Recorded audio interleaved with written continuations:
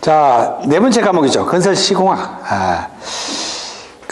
대체로 무난했다 이렇게 보시면 되고요. 뭐 한 문제 정도, 66번 정도가 그 문제에 대한 문제인데, 요게 좀 여러분이 생소한 문제였을 것입니다. 나머지는 뭐, 출제가 되었던, 기존에 출제가 되었던 문제들이 나왔던 부분이죠. 그래서, 그렇게 보시면 될 것 같고요. 이 기출문제 그 해설 자료는 그 홈페이지에 올려져 있습니다. 무지개 꿈 원격 평생교육원 그 홈페이지에 올려져 있으니까 출력을 해서 같이 이렇게 보시면서 이렇게 공부를 하시면 되겠습니다. 자, 제가 말씀드리지 않는 부분은 그 해설 부분에 자세히 나와 있으니까 같이 공부를 해가서 이렇게 보시면 돼요. 자, 건설시공학 61번 한번 보겠습니다. 자, 외관 검사 결과 불합격된 철근 가스 압점 이연부의 조치 내용이 옳지 않은 것은 우리 철근은 여러 가지 방법으로 이어져 있는 중에 이 가스 압점 이염이라고 있죠. 압점 이염.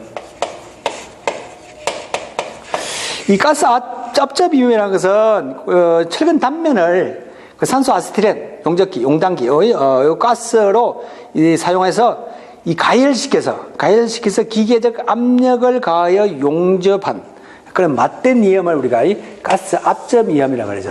자, 요 이염을 했더니 불량이 나왔어요. 이때 불합격이 됐어요. 이럴 때 어떻게 조치해야 되냐고 물어보는 것이죠. 자, 지문을 같이 보면서 보겠습니다. 자, 심하게 구부러져 있을 때에는 재가열하여 수정을 한다. 이것도 맞는 이야기고. 자, 앞전면의 엇갈림이 규정값을 초과했을 때는 재가열하여 수정한다. 요게 틀린 답이네요.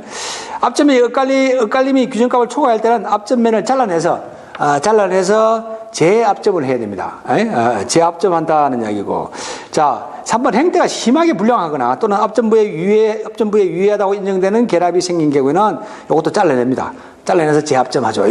그리고 철근 중립축의 편심량이 규정값을 초과할 때는 앞전부를 떼어내서 재압점한다. 이거는 맞는 말이죠.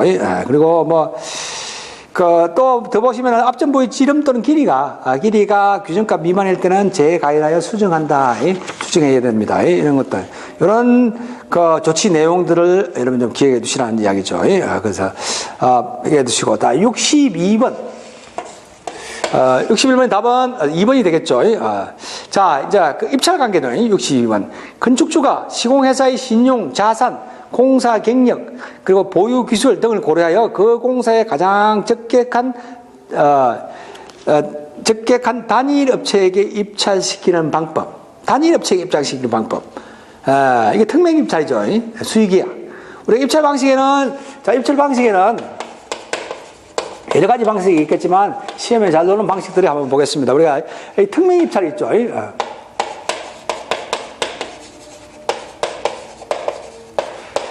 단일 업체에게, 단일 시공업체에게 맡기는 얘기입니다. 우리가 수의계약이라고 그러죠.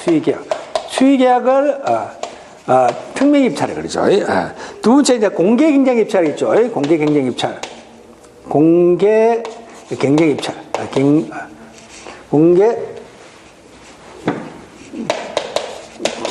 있죠. 입찰. 입찰 자격을, 그러니까 일정한 자격을 갖춘 다수의 시공자에게 다 입찰 자격을 주는 것을 공개 경쟁 입찰이고. 자, 세 번째는 이제 제한 경쟁이죠. 제한 경쟁. 제한하는 것이죠. 시공의 실질과 능력이 있는 그런 입찰 자격을 선정해서 경쟁 입찰시키는 거. 우리 제한 경쟁 입찰. 4번 또 네 번째는 우리가 지명 경쟁 입찰. 지명을 한다는 이야기죠. 그런 자격 조건이 되는, 시공업자, 공사 실적이라든지 기술 능력이 되는 시공업자를 한 3개 내지 7개 정도의 지명을 해서 그 지명된 업체만이 나와서 입찰하기 하는 방법. 요걸 우리 지명 입찰이고. 자, 우리 공공공사에 많이 쓰는 거 PQ. 그 사전 자격.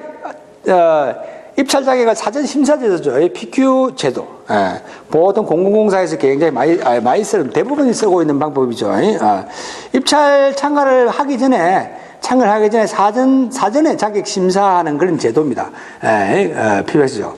이런 형태의 보통 입찰 방법을 사용해서 입찰을 하게 되죠. 자, 여기 질문은 보겠습니다. 자, 건축주 다시 보겠습니다. 건축주가 시공회사의 신용, 자산, 공사 경력, 보유 기술 등을 고려하여 공사가 그 공사에 가장 적격한 단일 업체라고 했어요. 단일 업체. 단일 업체에게만 입찰할 수 있는 방법. 우리가 특명 입찰이죠. 특명 입찰. 수의계약.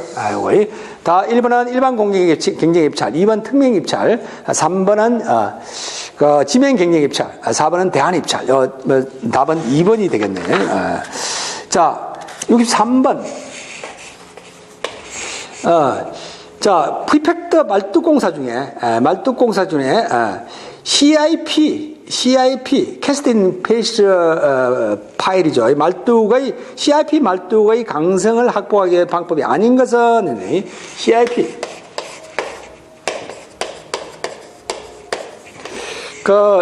주연식이죠. 주연식 공법이죠.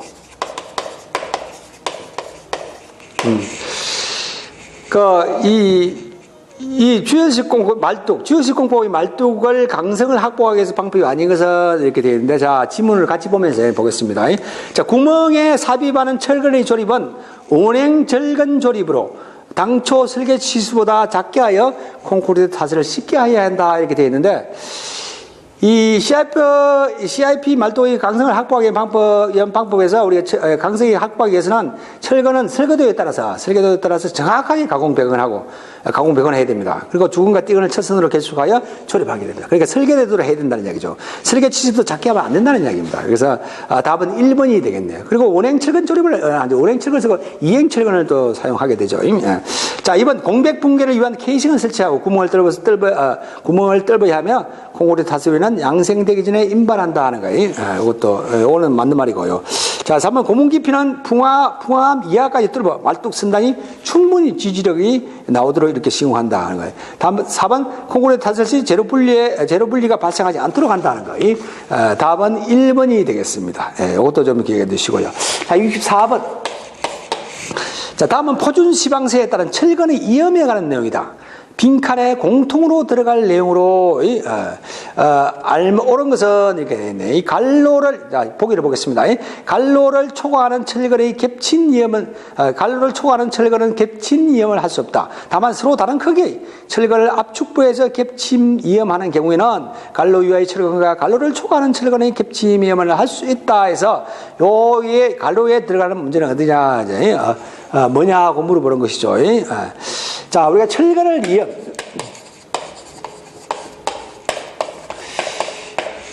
우리가 건축공사 포준 시방세에 나온 내용이죠. 그대로 나온 내용입니다. 자, 철근 배건대에 표시되어 있지 않는 곳에는 철근의 이염을 둘 경우는 그 이염의 위치와 방법은 건축 구조 설계 기준에 따라 정해야 된다. 이렇게 정해져 있고, 자, 두 번째. D35. D35. D라는 것은 기름을 이야기하는 거죠. 다이어미터.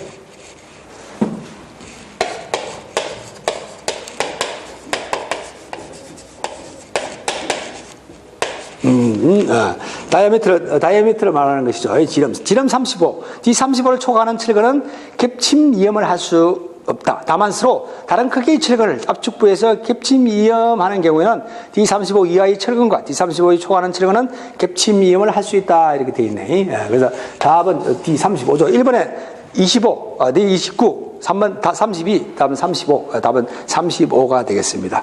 자, 65번 가겠습니다. 이것도 그대로 여러분 좀 알고 기억해 두셔야겠습니다.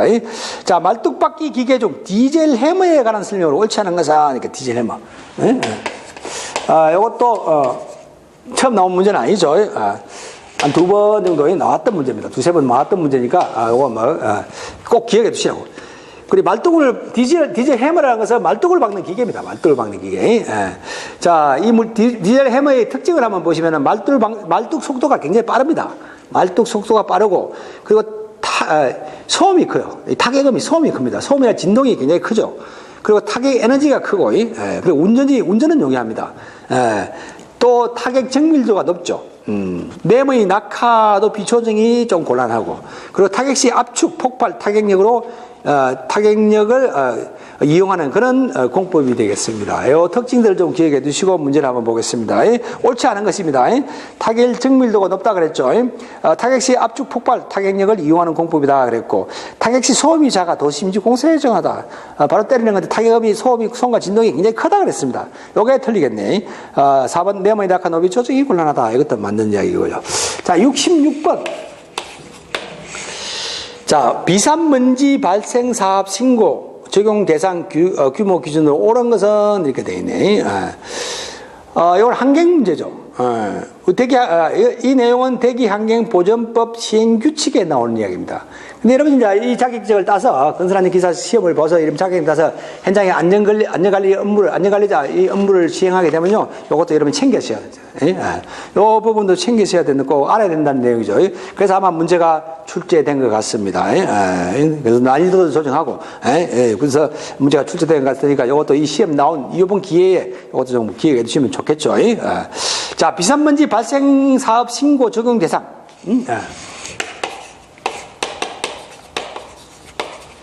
비산먼지 발생 사업 발생 사업 신고 적용 대상이죠.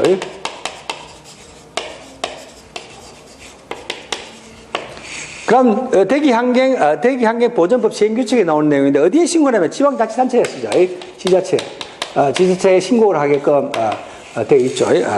자, 그럼 어떤 경우냐라는 것은 여기 지문을 보면서 한번 보겠습니다. 자, 건축물의 축적공사로 연면적이 1000제곱미터 이상 옳은 것이죠. 맞는 이야기입니다. 건축물 축적공사로 연면적이 1000m 이상은 비산먼지 발생 사업 신고를 해야 됩니다. 신고해야 되고, 자, 굴정공사로 총 연장 300m 이상 또는 굴착 토상량이 303제곱미터 이상인 경우는 이렇게 돼 있다. 요게 요거는 틀린 것이죠. 굴정공사라는 것은 대체적으로 터널 공사 같은 걸 말하는 것이죠. 뭐 지하 또는 공작물을 수직 또는 수평으로 구멍 뚫기 같은 공사를 시행하는 것을 우리가 굴정공사라는 건데, 일반적으로 터널 공사 같은 걸 말합니다. 자, 이 굴정공사를 할 때는 총 연장 200m입니다. 200m 이상이라든지 또는 굴착 토사량이 200세제곱미터 이상일 때는 비산먼지 발생 사업 신고를 해야 된다는 거죠. 자, 토공사를 할 때 정지공사, 이 공사 면적 합계 1500제곱미터 이상인데 이것도 1000제곱미터 이상이죠. 자, 토목공사 구조물 용적 합계가 2000세제곱미터 이상이 된다. 이게 1000세제곱미터죠. 이런 공사에서는 지자체에다가 비산먼지 발생 사업 신고를 해야 된다는 그런 이야기입니다. 이것도 여러분이 좀 기억해 두셨다가 혹시 다음에 또 똑같은 문제가 나오면은 한번 나왔으니까 또 나올 가능성은 있죠. 그래서 틀리지 않도록 공부를 좀 해두시라는 말씀을 제가 드리고요. 자, 67번.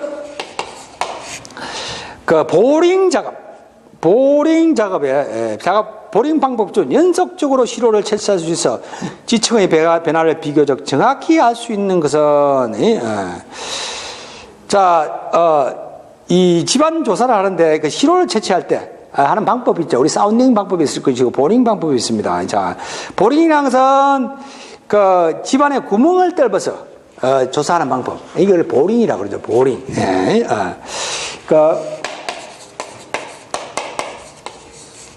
보링이라 그러죠. 뭐 대상 구간의 지층 확인이라든지 시로 채취, 지하 수위, 간척 이런 것들을 목적으로 하죠. 그런데 이 보링 방법에서는 4가지 방법이 있습니다. 4가지 방법이 있죠. 이게 이제 보링 방법은 이 굉장히 깊은 곳까지 정확하게 확인할 수 있다는 그런 장점도 있죠. 자, 첫 번째는 이제 오거보링이 있죠. 오거보링 방법이 있습니다. 요 4가지 방법을 여러분 기억해 두셔야 됩니다. 뭐 처음 나온 문제는 아닙니다. 자, 어스오거를 사용해서 깊이 한 10m 이내 점등점까지 적합한 그런 방법이죠. 오거라는 것은요, 우리가 이 구멍 뚫는 도구 말하는 거죠. 보통 스크루 같은 거, 스크루식으로 되어 있는 것 대부분 오거, 어스오거라는 것은 땅이라 말이죠. 흙 속에 있는 구멍을 뚫는 것은 도구를 오거라 그러죠. 오거 보링. 예, 그래서 오거를 사용해서, 어스오거를 사용해서 구멍을 뚫는 방법. 두 번째. 자, 그리고 충격식 보링.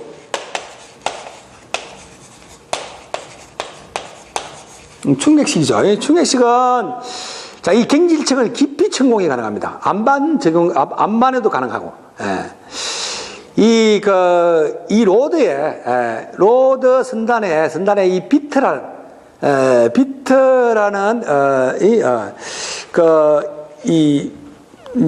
비트, 천공하는 그 기계죠. 공구죠. 비트라는 공구를 부착을 해서, 파쇄하면서 천공하는 그런 형태입니다. 그래서 충격식 보링. 충격식 보링이라 그러죠. 암석에도 가능하고 갱질층에 사용하다, 갱질층에서 깊이 천공하는 게 가능하다는 것을 말씀드리고, 상하 충격으로 파쇄해서 이제 상하에서 천공하는 그런 방법입니다. 3번. 자, 충격식이고, 4번에 회전식 보링은 이 불교란 시체 채취를 가능합니다. 흙이 흩어지지 않고 자연 퇴적 상태 그대로 채취해서 채취할 수 있습니다. 그래서 이 회전식은 암석 채취 등에도 많이 쓰이고요. 토사를 분쇄하지 않고 연속적으로 채취할 수 있다는 거. 그리고 가장 정확한 방법입니다.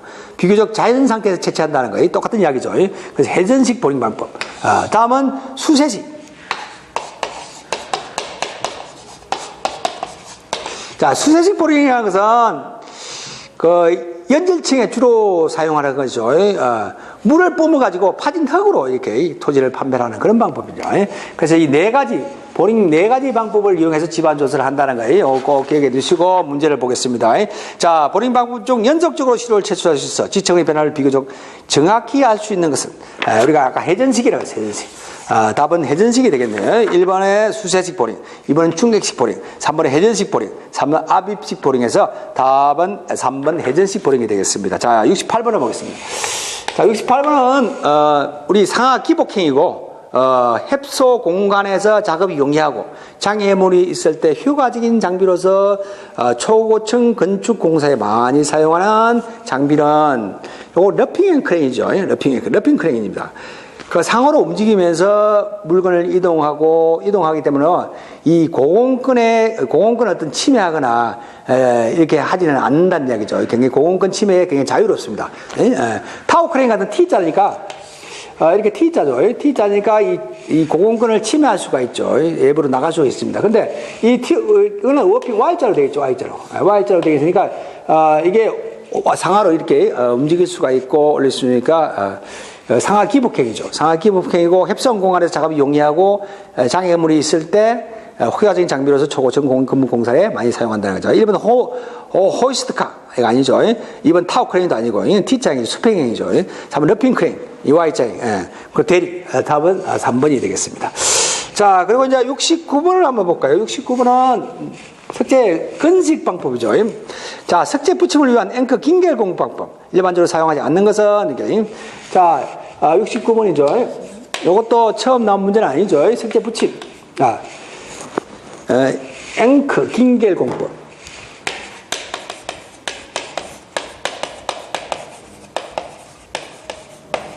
말 그대로 앵커를 통해서 접촉시키는 그런 방법이죠. 건식 방법입니다. 습식 방법은 건식이죠. 습식은 몰타를 통해서 이렇게 붙이는 이걸 습식이라 그러고, 그건 도구를 통해서 몰타를 사용하지 않은 것을 우리가 건식이라 그러죠. 건식 방법이죠. 앵커 긴결 공법에서는 우리가 우리가 콘크리트가 있으면요, 콘크리트 벽이 있으면은 여기다 이제 파스너라고 해서 우리가 L자 파스너죠. 파스너를 해서 여기 이렇게 대충 그림을 그리시면 이렇게 되겠죠. 여기다가 또 해서 촉을 가지고 여기다 돌을 붙이죠. 돌을 붙이고 여기 돌을 붙이고 이런 형태. 이런 형태를 하는데 여기다 이제 앵커를 박습니다. 앵커 볼트를 쓰죠. 요걸 근각 볼트, 근각 볼트로 또 고정을 하고, 고정하고, 이렇게 하죠. 요걸 우리 앵커라 그러죠. 앵커. 100, 요 100입니다. 콘크리트 100. 100이죠. 앵커를 박아서 고정시키고. 그리고 또 이거를 우리 근각 볼트라 그러죠. 근각 볼트를 해서 조정을 할 수 있죠. 있고. 요걸 촉이라 그러죠. 촉. 촉에다가 요게 이제, 석재를 붙이는 거죠. 이런 형태인 거. 우리가 간단하게 이런 형태죠. 요걸 우리가 앵커 긴결 공법이라 그러죠. 자, 그러면 구조체 보겠습니다. 앵커 긴결 공법은 구조체의 각종 앵커라든지 볼트, 연결 철물을 사용해 석재를 붙여 나가는 공법이다 하는 거예요. 자, 첫 번째 연결 철물의 정착을 위해서 세트 앵커용 구멍을 45mm 정도 천공하고 캡이 구조체보다 5mm 정도 깊게 삽입하여 외부의 충격을 대처한다는 거 있고, 석재는 앵커 볼트, 연결 철물들을 사용해서 앵커 볼트라든지 연결 철물, 이거 파스너죠, 파스너.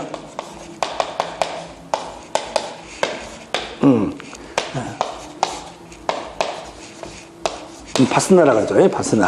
자, 연결철물이죠. 파스너를 사용한 연결철물.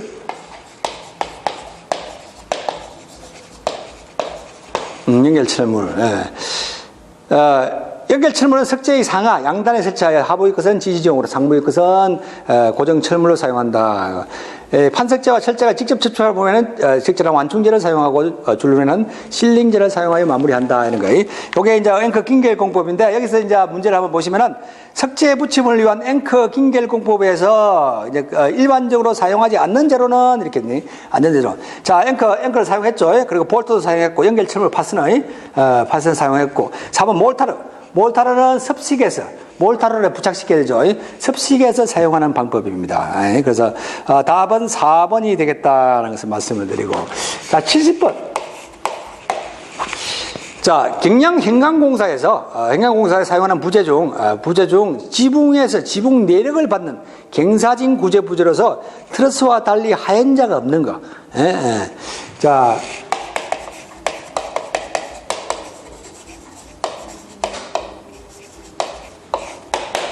하연자가 없는 거. 자, 우리가 그걸 레프트라고 하죠. 레프트. 그거 그대로, 요 문제 그대로 기억해 두세요. 요거 처음에 나온 문제는 아닙니다. 기존에 나왔던 문제입니다. 그대로 기출 문제죠. 나왔던 문제니까 요 문제 그대로 이렇게 알고 계시라고. 경량 행강철공에서 사용하는 부재 중 지붕에서 지붕 내력을 받는, 지붕 내력을 할 때, 요렇게 설치하는 거죠. 우리가, 스카레라고 하죠, 스카레. 레프트 우리가 한국말 하면 스카레라, 스카레입니까? 스카레. 이걸 우리가 레프트라고 하죠, 레프트. 이런 걸 레프트라고 합니다. 그래서 이거는 레프트다라는 거예요. 꼭 기억하십시오. 요 그대로, 그 용어 그대로 기억해 주시면 되겠습니다. 자, 지붕의 내력을 받는 갱사진 구조부재죠. 트러스라는 것은 우리가 지붕한테 이렇게 이런 모양이 생긴 거 있잖아요. 뭐 여러 가지 모양이 있겠지만, 이렇게 간단하게 이렇게 보시면 돼. 이렇게 생긴 거 있죠. 이런 거라든지 뭐 이렇게 생긴 거. 하연제, 상연제, 하연제가 있죠. 하연제가 있는 거. 뭐 이렇게 생긴 거. 이렇게 생긴 형태. 지붕을 만들 때 이렇게 생긴 형태를 만드는 거 우리가 트러스라 그러죠. 이 트러스와 달리 하연제가 없는 거 이렇게 되죠. 답은 1번 스터더. 이거 인더클럽, 아웃리거, 레프트. 요거 꼭 기억하시고. 여기 1번에 스터더가 있죠, 스터더. 나중에 이제 뒤에 또 똑같은 문제가 또 나옵니다. 스터더에 대한 문제가 나옵니다. 이 철골보다도 콘크리트 슬라브를 철골보하고 콘크리트 슬라브를 연결하는 전단 연결제 역할을 하는 그런 부재죠, 이 스터더. 이것도 같이, 요 두 가지 같이. 똑같이 이것도 다 기출된 문제입니다. 처음 나온 문제가 아닙니다. 뒤에 보면 또 문제가 또 스터드에 관련 문제가 나옵니다. 같이 한 횟수에 같이 두 개가 똑같이 문제가 나왔네요. 그래서 이런 문제는 틀리지 않도록 여러분 공부를 해두신 분은 뭐 충분히 금방 답을 얻을 수 있겠죠. 자, 71번. 자, 시트 파일 공법의 주요 이점이 아닌 것은 우리가 시트 파일을 관계 널말뚝이라죠. 관계 널말뚝 공법. 널말뚝 공법. 흑마이 공사에도 많이 사용하는 관계 널말뚝 공법이죠. 수밀성이 굉장히 좋죠. 어떻게 생기냐면요. 이렇게 생겼다 보면 돼. 이렇게 생겨서 이쪽, 여기 이어서 또 요렇게 연결시키고, 연결시키고, 또 요렇게 해서 요렇게 또 연결시키고, 이런 것들을, 계속 이 판을 계속 박아 나가면서, 이어가면서 박아 나가는 것을 우리가 판이죠. 강제판 말뚝공사죠. 이렇게 보시면 됩니다. 여기다가 이제, 여기 또, 띠장을 하고 또 버팀대도 되죠. 버팀대도 되고, 이렇게, 흙막이 공사할 때 쓰는 방법입니다. 관계 널말뚝 공법에 대해서 좀 보겠습니다. 관계 널말뚝을 연속해서 박아 수밀성 또는 흙막이 백을 만들어 띠장 버팀대로 지지하는 그런 공법을 우리가 강제 널말뚝 공법에서 스틸 시트죠. 스틸 시트 파일 공법이죠. 용수가 많고 토합이 크고 이 기초가 깊을 때 굉장히 적합한 공법이다 이렇게 보시면 되고, 지하수위가 높은 연약 지반에 적합하고, 이형 구조는 U장에 있고 Z에 있고 I행 등 강제 널말뚝을 연속해 지중해 간입한다. 무소음 설치가 어렵죠. 도심지에는 무진동 무잡 장비에서 실시해야 된다는 이야기죠.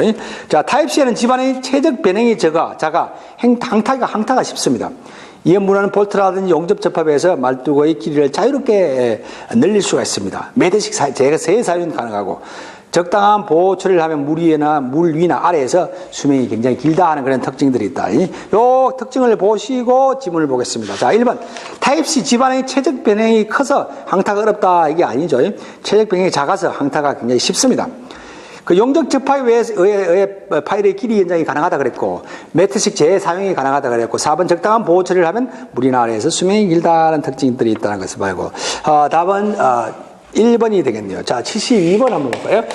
자, 72번은 해체 및 이동에 편리한 제작된 수평 활동 시스템의 급부지문으로서 터널, 교랑, 지하철 등에 주로 사용하는 급부지문 트래블링이죠. 트래블링 폼. 이 트래블링이라는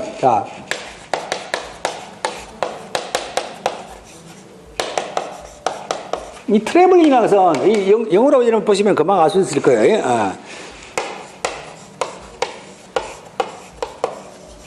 트래블링.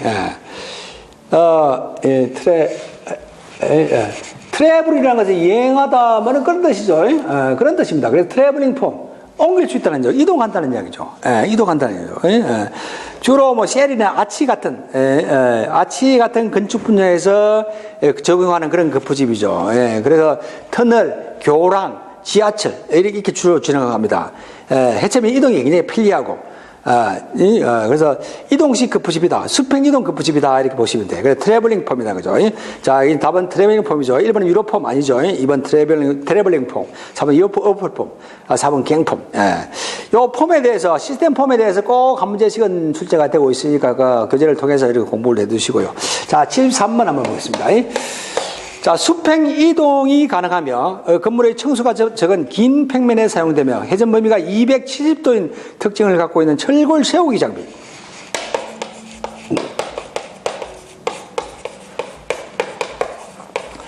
자, 철골 세우기 장비는 몇 가지 장비를 여러분 조금 기억해 두셔야 되는데, 우리가 첫 번째는 이제 가이대릭이 있습니다. 가이대릭. 몇 가지만 딱 이러면 알고 계십니다. 이거는 270도 회전한다까지만 알고 계십니다. 270도. 210도. 이 가이드릭이 360도죠. 360도. 360도를 가능합니다. 주로 회전이 가능하고, 건축공사의 철골 조립 작업 등 항만 하객스로 사용하는 고정 회전식이죠. 이렇게 생겼어요. 이 포스트가 있고 붐이 있죠. 포스트가 있고 붐이 있어서, 여기 이제 고정시켜 놓고 회전하는 거죠. 회전하잖아요. 이렇게 해서 이제, 후크를 걸어서 걸어 올리죠. 이렇게 해서. 이렇게 생긴 걸 우리가 가이데릭이라고 하죠. 가이데릭인데 360도가 가능합니다. 이것도 여러분 기억해 두시고, 두 번째는 이제 삼각대릭이죠. 삼각대릭.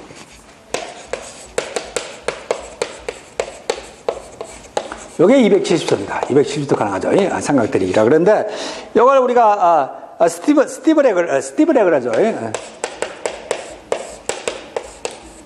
스티브 레거 대릭이라고 하죠. 스티브 레거 대릭이라고 하고 삼각 대릭이라고 그러죠. 요거는 270도 가능합니다.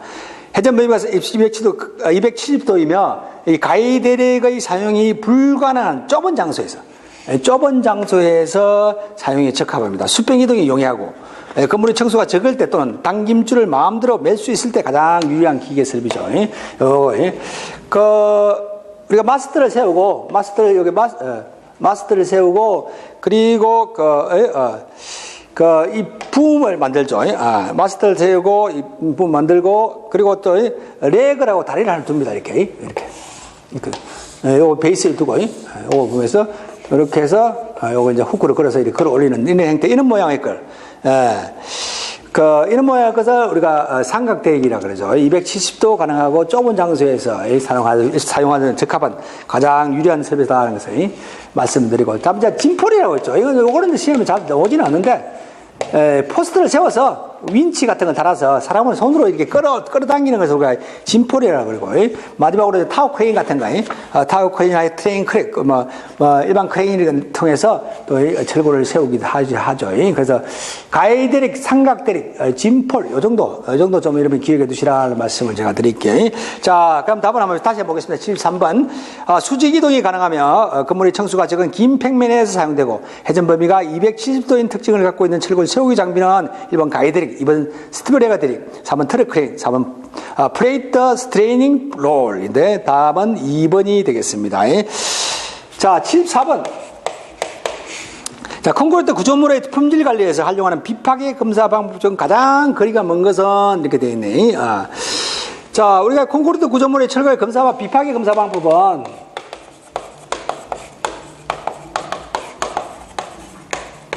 자, 우리가 첫째 강도 시험에서는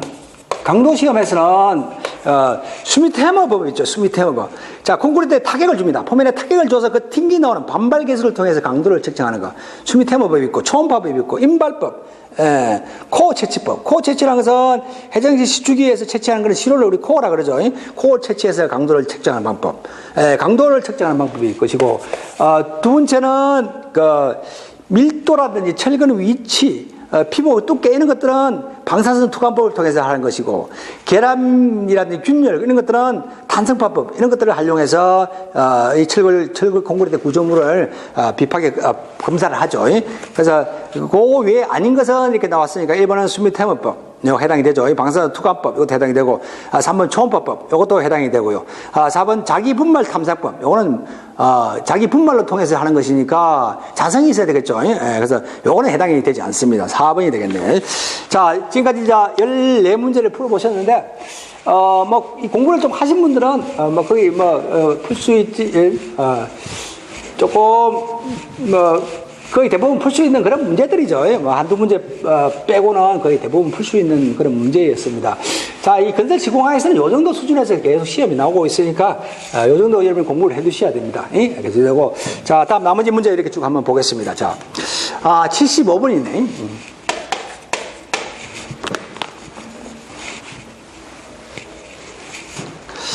자, 건설공사의 시공계획 수립 시 작성할 필요가 없는 거. 자, 시공계획 할 때는 시공계획을 수립할 때는 먼저 이제 현장원들을 편성을 하죠. 첫 번째, 이제 현장을 편성하고 공정표를 작성하고 그다음에 실행예산 편성하고, 그다음에 이제 하도급자를 선정하고, 그리고 자재 설비 자재 설비를 운반해서 그 자재 계획과 같은 걸 이제 세우겠죠. 그리고 이제 노무 계획을 세우고, 다음에 이제 재방지 대책 이런 것들을 세우게 됩니다. 그런 순서들로서 이제 건설 시공 계획을 수립하게 되는데, 여기에 작성에 필요가 없는 것은 하고 물어보네요. 1번 hen치도. hen치도라는 것은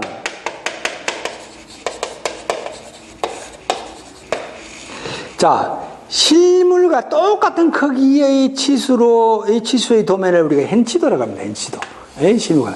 자, 시공계획에서는 hen치도가 필요 없겠죠. 이게 답이 되겠습니다. 자, 이번 공정표도 만들어야 될 것이고, 실행예산을 편성해야 되겠죠. 그리고 조정도 해야 될 것이고, 재방지 계획도 만들어야 될 것이고, 시공계획에 포함 내용이 되니까, 답은 1번 hen치도가 되겠네요. 이런 것들은 굉장히 좀 쉬운 문제고.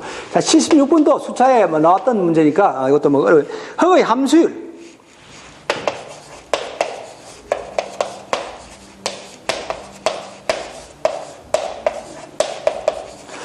여기는 함수 B가 있고 함수 U이 있죠. 함수 B가 있고.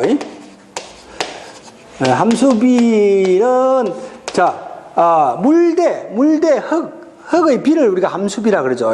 그죠? 함수 B라는 것은,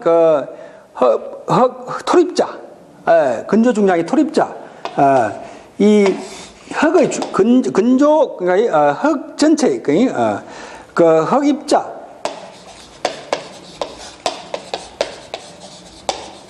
입자의 중량, 입자 중량분의 물의 무게, 물의 중량이죠. 물의 무게. 곱하기 100을 우리가 함수비라 그러죠. 그러니까 근조 중량, 바삭 마른 근조과 그 물의 비를 우리가 함수비라 그럴 것이고, 함수율이라는 것은 전체 흙에서 물이 차지하는 비율, 율이죠. 함수율. 그죠? 그러면은, 자, 흙 전체의 중량이 되겠죠. 전체 중량. 흙 전체 중량.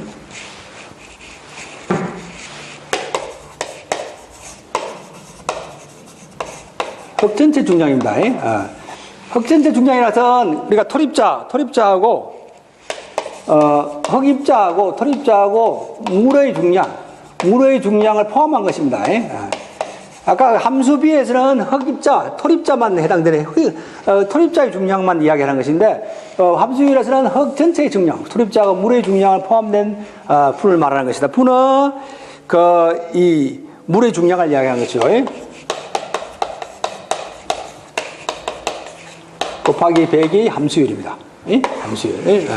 여기 함수율이라는 것은, 그럼 답은 흙의 함수를 구하기 위한 식으로 옳은 것은 하면 답이 4번이 되겠네요. 흙 전체의 중량분은 물의 중량 곱하기 100. 요게 되죠. 1번은 토립자의 용적, 물의 용적. 이는 아니고, 토립자의 중량분은 물의 중량 곱하기 100. 이것도 아니고요. 흙 전체의 용량분은 물의 용적, 흙 전체의 용적분은 물의 용적. 이것도 아니고요. 흙 전체의 중량분은 물의 중량. 여기 답이 되겠네요. 곱하기 100. 여기 답이 되고. 자, 77번. 백돌 쌓기. 자, 백돌 쌓기 시 일반 사항에 관한 설명으로 옳지 않은 것은 이렇게 되네. 백돌 쌓기. 백돌 쌓기도 자주 출제되는 부분이죠. 지문을 보면서 한번 보겠습니다. 자, 가로 및 세로 줄눈의 넓이는 도면 또는 공사 시방에서 정한 바가 없을 때는 10mm를 표준으로 하죠. 줄눈은 10mm입니다. 10mm를 표준으로 한다는 거고. 자, 백돌 쌓기는 도면 또는 공사 시방세에서 정한 바가 없을 때는 대체적으로 영식 쌓기를 합니다. 영국식 쌓기죠. 또는 영식 쌓기 또는 하란식 쌓기로 한다 이렇게 되네. 영식 쌓기는 대부분 가장 우리가 튼튼한 쌓기 방식이죠. 영식 쌓기가 있고 하란식 쌓기가 있고 불식 쌓기가 있고 미식 쌓기가 있죠. 그 중에 우리가 가장 튼튼한 쌓기 방법은 영식 쌓기입니다. 그리고 하란식 쌓기는 우리나라에서 일반적으로 많이 사용하는 그런 방법적이죠. 쌓기 방법은 영식 쌓기가 거의 똑같이 쌓습니다. 근데 그 모서리 부분에 7호 토막을 사용하죠. 근데 영식 쌓기는 2호 토막을 사용합니다. 그래서 좀 다르다는 것을 말씀을 드리고. 자, 3번 세로 줄눈은 통줄눈이 되도록 유도하여 미간을 항상 시켰다. 통줄눈이 되면 안 됩니다. 통줄눈이라는 것은 쌓기가 꼭 이렇게 세로 줄눈이 이게 한 줄로 쭉 있다는 그런 말인데, 이 구조상 통줄눈을 하면 이제 막힘 줄눈을 해야 됩니다. 요게 틀린 답이 되겠네요. 세로 줄눈은 통줄눈이 되지 않도록 해야 된다는 것이 답이 되겠고. 자, 백돌백이 블록백가스로 직각으로 만날 때는 연결철문을 만들어서 블록 3단마다 보강하여 쌓는다는 거. 이것도 맞는 말이 되겠고요. 자, 그럼 답은 3번이 되겠고요. 자, 그리고 이제 78번이 되겠죠? 78번. 자, 78번은 콘크리트 제로에 사는 골재에 관한 내용이죠. 골재. 자, 이 골재라는 것은 우리 콘크리트나 모르타를 만들 때 물 또는 시멘트와 함께 혼합하여 모래자갈 및 모래자갈, 이 부순 돌, 기타 유사한 재료를 우리가 골재라 그런다. 그러고 아까 말씀을 드렸죠. 자, 자, 지문을 보면서 보겠습니다. 골대는 밀도가 크고 내구성이 커서 풍화가 잘 되지 않아야 한다는 게 옳은 것이죠. 자, 콘크리트, 금방 말씀드렸죠. 콘크리트나 2번, 콘크리트나 모르타르를 만들 때 물, 시멘트와 함께 혼합하는 모래, 자갈, 부순돌, 기타 이 유사한 재료를 우리가 골재라 그런다. 그리고 자, 3번 콘크리트 중 골재가 차지하는 용적은 절대 용적으로서 50%를 넘지 않도록 해야 된다는데 여기는 65 내지 80%를 넘지 않도록 해야 됩니다. 골재의 그 용적, 절대 용적은 80%를 넘지 않도록 한다는 거예요. 일반적으로 골대의 용적은 시멘트 페이스트, 시멘트 풀이라 그러죠. 시멘트 풀의 강도 이상이 되어야 한다. 이것도 옳은 것이고. 자, 78번의 답은 3번이 되겠고요. 79번. 자, 철골보와 콘크리트 슬래브를 연결하는 전단 연결제 역할을 하는 부재의 명칭은 이렇게 나오죠. 아까 내가 말씀드렸죠. 70분 할 때, 레프트 할 때, 70분 다시 한번 볼까요? 자, 레프트 아까 습관에 이야기했죠. 레프트. 다시 한번 말씀드립니다. 지붕 내력을 받는 갱사진 구조 물체. 이걸 우리가 레프트라 그런다는데, 이 스터드라는 것은 아까도 말씀드리면 철골보와 콘크리트 슬라브를 연결하는 전단 연결제 역할을 하는 거죠. 이는 부재. 우리가 스터드라 그러죠. 요 두 가지 용어는 꼭 기억해 두시라는 말씀을 드리겠습니다. 이게 처음 나오면, 79번도 처음 나온 문제는 아닙니다. 한번 기출 때 출제된 문제이기 때문에, 요거는 또 반복해서 또 나올 수 있으니까 요 용어를 꼭 기억해 두시라고. 자, 80번. 80번 한번 보시면요. 블록의 하루쌓기 높이는 최대 얼마를 표준으로 하는가, 이렇게 블록의. 블록의 하루쌓기 표준은, 높이는 1.5m를 기준으로 하고요. 1.5m. 1.5m를 기준하고, 블록으로서는 7개. 7개를 기준으로 합니다. 높이 쌓기는, 7개를 기준으로 한다는 거예요. 1.5m 7개라는 거예요. 꼭 기억해 주세요. 자주 출제되는 부분이죠. 블록 쌓기도 자주 출제되는 부분이고. 참고로 벽돌은 그럼. 벽돌은 하루에 얼마 이상을 쌓지 말아야 된다고 규정이 되어 있죠. 벽돌은 1.2m입니다. 평균 1.2m고 18개죠. 18개. 18개를 기준으로 하고, 최대 1.5m,